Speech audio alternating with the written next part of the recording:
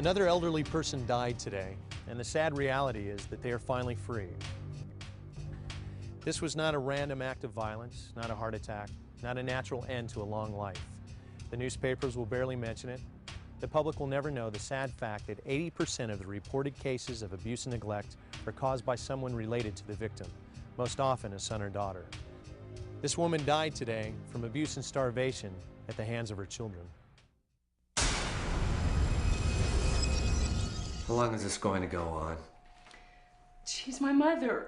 I understand that, but I didn't marry your mother. I married you. This is the only home she has. Yeah, but... I'll go. No. I'll go. What did you say you wanted? Water. You want water. Water! We can't go anywhere because of you. And I bet you went to bed again, didn't you? I bet. I've just had it with you. Why is it me that has to put up with you and your headaches? You interrupted this family, destroyed any free time or semblance of any life that we have around here. You know, you'd be better off if you were just...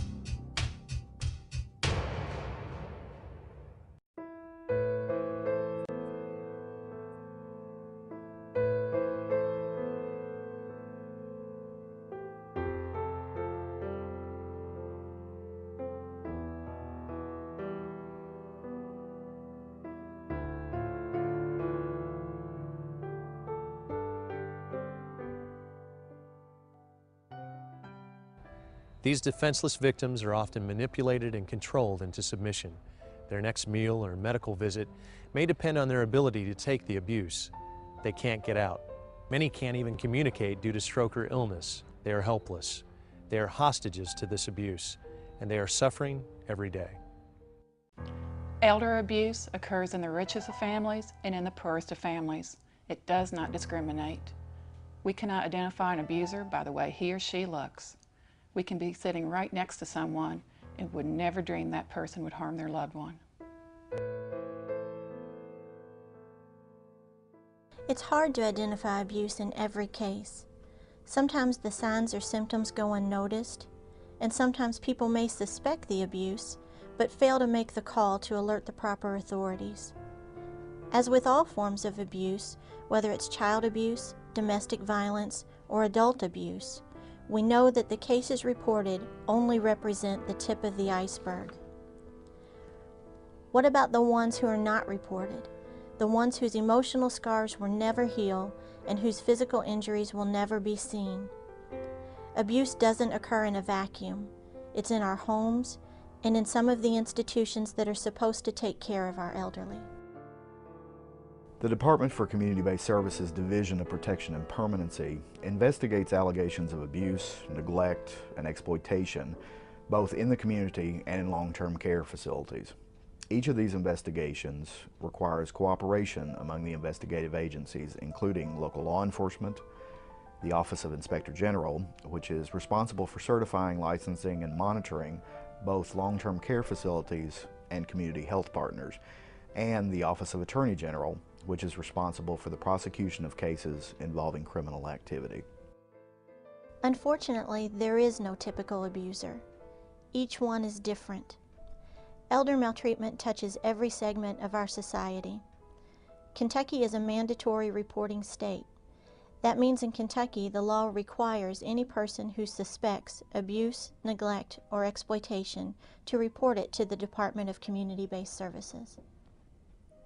Persons that commit offenses against the elderly do so for a variety of reasons, which can include power, control, or financial gain. Abuse can also be unintentional, such as self-neglect or lack of proper training of the caregiver.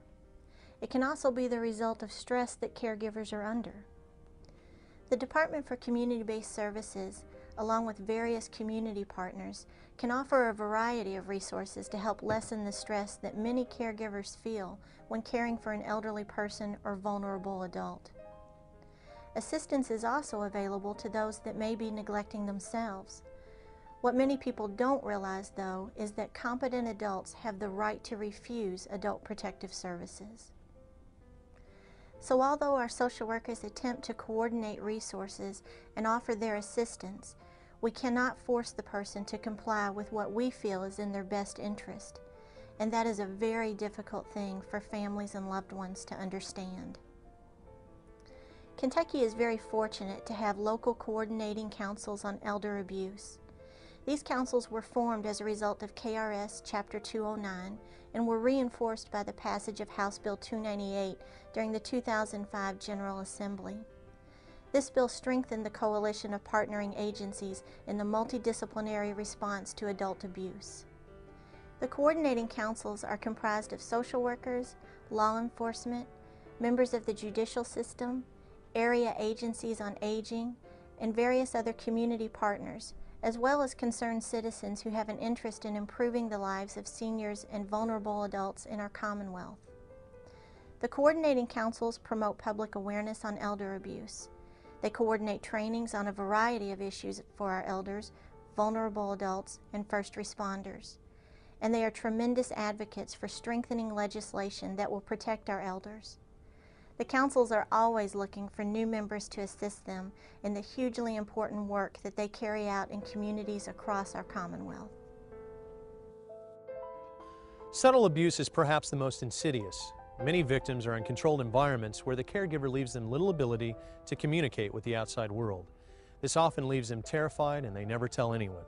They are intimidated and threatened, and the only way we can identify the abuse is to know what to look for. Sometimes it is very difficult to tell about the abuse because the elderly person may not be able to communicate. We can learn a lot from a victim's physical appearance, though. There may be unusual markings, cuts, constant bruising, or unexplained injuries. There may be a change in the victim's behavior towards certain caregivers, a noticeable fear of people or the situation. It may surprise you to know that not all abuse is intentional. There are those who suffer from dementia, illness, or poverty, those who don't know how ill they are or how deplorable their conditions around them are and are unable to help themselves. Often elderly caregivers feel they are doing the best they can but are incapable of providing adequate care. This particular case was investigated just a few weeks ago. This couple has been married 60+ years, and she has suffered multiple strokes and is now bedfast. She can do nothing for herself. She can talk, but she has to be bathed, she has to be fed, she has to be dressed, and she has to be lifted. And they are both in their 80s.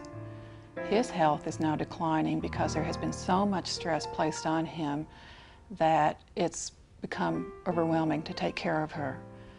He's now losing his patience with feeding her. He's becoming rough while he's dressing her, and these are behaviors that he has never exhibited until now. And I think what really got to me as I sat with the couple, he excused himself for a few minutes and he came back with a picture of his wife. And he said, "I want you to see my beautiful wife. This is how she looked right after we got married when she was 20. Isn't she beautiful?" And she was, and she still is. But now she's an older woman who needs care, love, and compassion. There are many typical signs of abuse, but some are very subtle. An inability to manage personal finances, hoarding, squandering, or indiscriminately giving money away. These are all indicators that the victim may not be capable of taking care of him or herself. Wandering, refusing to see a doctor, isolation, and substance abuse are all cries for help. When victims fail to keep medical appointments, rapid changes in intellectual functioning and confusion could indicate self-neglect. When personal care, shopping, and daily activities pose a challenge to the elderly person, it could be a direct sign that help is needed and danger is imminent. Adult abuse, neglect, or exploitation can take several different forms. It can be self-neglect, where the person is unable to care for themselves, or neglect by other people who are supposed to be caring for them, maybe not getting them the proper medical care or other services that they need. There are several different types of abuse: physical, sexual, emotional, and exploitation. We go into homes in the community and do these investigations. We also investigate allegations of abuse, neglect, and exploitation in long-term care facilities with the help of the Office of the Inspector General. Financial exploitation in Kentucky is defined as obtaining or using an individual's resources, including funds, property, or assets, through deception or intimidation with the intent of depriving that individual of their resources. Abusers won't fit a perfect profile. They can have reasonable excuses and often appear helpful and educated. Some will blame the elder, others will lie about finances and the medical conditions of the victim. Anyone can become vulnerable when they must depend on others for their care. A caregiver may be stressed, overworked, or untrained. Other high-risk factors may include caregivers who are financially dependent on the victim or who are substance abusers. These victims must rely on others to help rescue them from a dangerous or painful situation. I remember one particular case where the caregiver was a large man, about 6'5" or 6'6", and he was the woman's adult son. He kicked his mother so severely that she suffered bone fractures, lacerations to her internal organs, cuts to her skin, and bruises all over her body. Thankfully, he was charged with aggravated assault and successfully prosecuted. We can't stop elder abuse in one day, but there are ways we can limit it and bring the abusers to justice. We can save future victims. You can get the word out. Check in on your distant relatives or family members you haven't seen in a while. Let them know you're there to talk. Offer to help. This is a national problem, one that can only be solved with your help. The frail elderly and other vulnerable adults who have disabilities, who may be incapacitated, lonely, and isolated, all need their family, a friend, a supporter. It is time to reach out. It is time to help. You need to report when you have concerns that there's an adult in a harmful situation. That's your required obligation as a citizen of Kentucky. Talk to someone who knows how to investigate. But after you've reported, offer your services. This may be through your family, through church, or as a friend. Be a volunteer. Take someone a meal.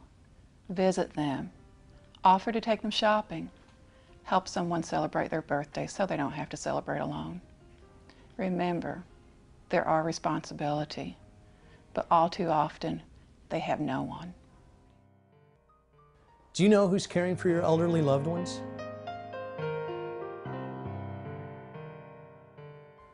Those caring for our elderly must be properly screened. Learn the signs, check the registry, and follow up on all complaints or symptoms from our elders and others who are vulnerable.